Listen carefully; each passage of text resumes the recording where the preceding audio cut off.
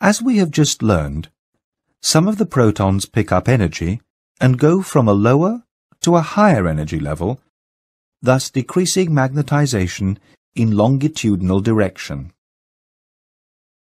But something else happens. Do you remember what drawings of radio waves look like? They resemble a whip. And what does a whip make the bears do? It makes them walk in line, in step, in sync. They are in phase. Believe it or not, the RF pulse also has a whip-like action, not on bears, but on protons.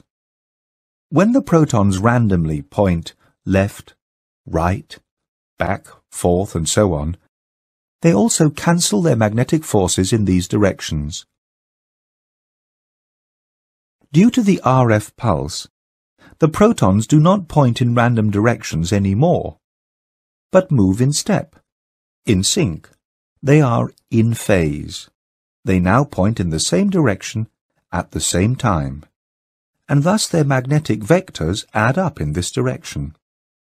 This results in a magnetic vector pointing to the side to which the precessing protons point, and this is in a transverse direction. This is why it is called transversal magnetization. In summary, the RF pulse causes longitudinal magnetization to decrease and establishes a new transversal magnetization.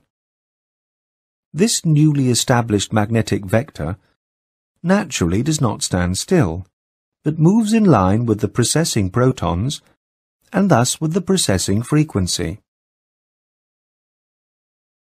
The situation can be compared to a ship. Think about the passengers being distributed randomly all over the deck.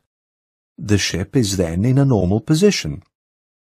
Then have all the passengers walk in equal step around the railing. What happens? The ship leans towards the side where the people are. A new force is established and becomes visible.